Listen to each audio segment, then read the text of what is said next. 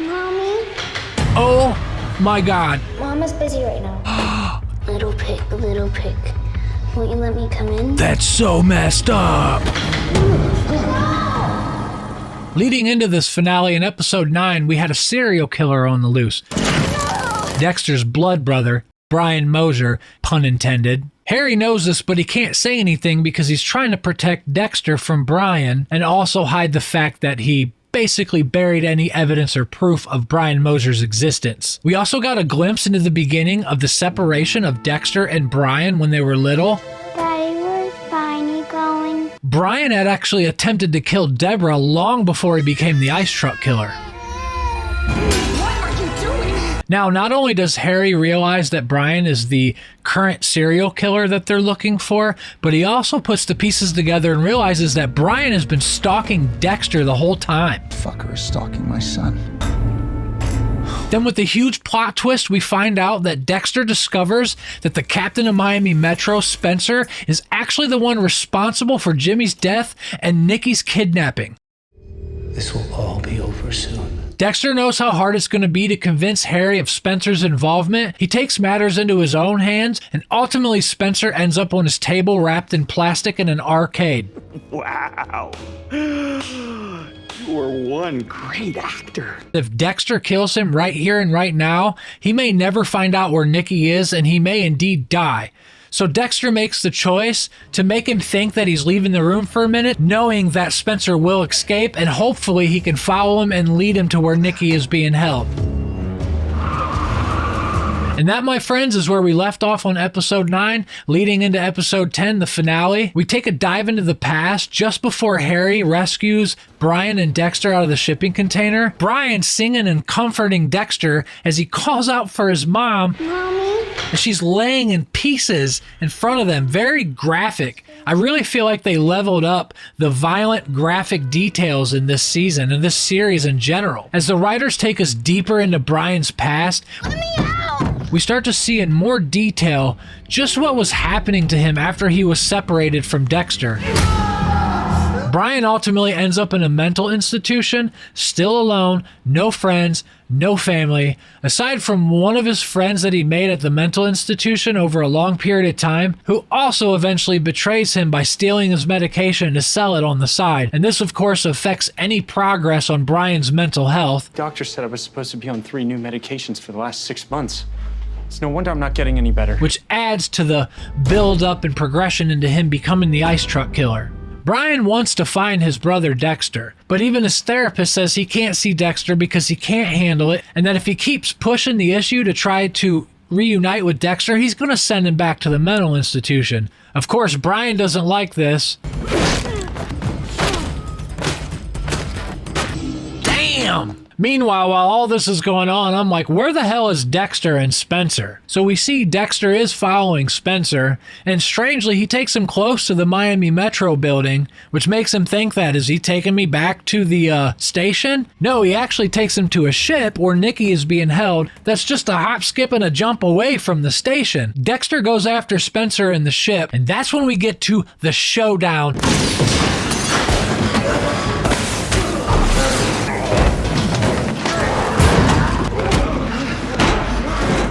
We see that Spencer's actually got Nikki trapped in a lower compartment room that's filling with water. He's chained to the floor. Spencer tells Dexter that Nikki's not even his real son. It's your son, is he?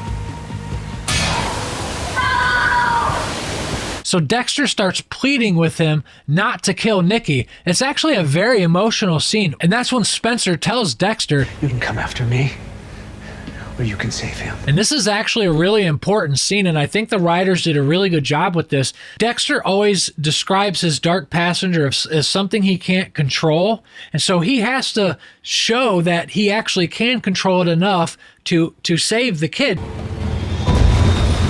He finally gets him free, and as he's bringing him up, he's actually giving him mouth-to-mouth in the water before he hits the surface. He gets him out of the water just in time. Dexter goes up to the top of the boat, shoots off some flares. Conveniently, Nikki or anybody else didn't happen to see Dexter there. We're not going to talk about plot holes. Technically, the whole series is a plot hole, and that's okay. This is an adventure. It's a fantasy. It's not a real world. This is a TV show. We switch back to the scene on the rooftop where Harry noticed Brian Moser was standing and overlooking. Surprise, motherfucker! Brian starts to confront Harry about, cheating on his wife and sleeping with his mom, forcing her to snitch, which ultimately led to her being dismembered in front of them both. And through all this, you really start to notice that a lot of bad things happen as a result, right? And Harry replies to Brian, you can hate me and me be good for Dexter at the same time. At this point, Harry tells Brian, I'm taking you in. He pulls the cuffs out. Brian says, I'm not going to prison, dude. Pulls the gun towards him. He starts to envision Brian as a younger version of himself, and he hesitates, which is what gives Brian the opportunity at that point to hit him over the head and escape. Once again, meanwhile, I'm like, what the hell's going on with Dexter and Spencer? Spencer breaks into his ex-wife's house, attacks her and her old man, and just as you think it's about over for his ex-wife, Dexter comes to the rescue. Next thing you know, Spencer wakes up once again, wrapped in plastic, but this time on the boat that Camilla let Dexter borrow. How does it feel to have ruined your own life? Your entire legacy all for nothing? One of my favorite scenes of the whole series, he breaks out the knife and he puts it in front of Spencer's face and he tells him, look at yourself, you're a monster.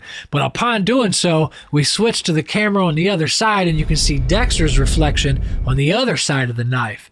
And I felt like that was subliminal for, you're a monster and I'm a monster, but we are not the same. And just before Dexter does the deed, Spencer mentions that Harry failed Dexter more than he even knows.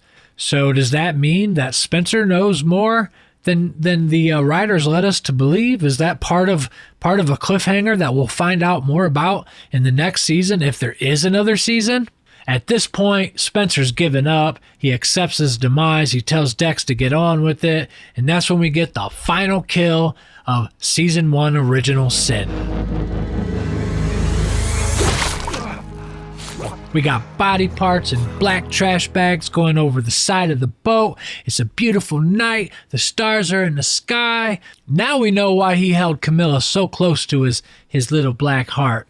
Now we're back at home with Harry and Dexter. The conversation between him and Dex at home after all this was just very emotional, more emotional than I would even expect from Dexter. Spencer wasn't born a monster. He became one. I was born this way.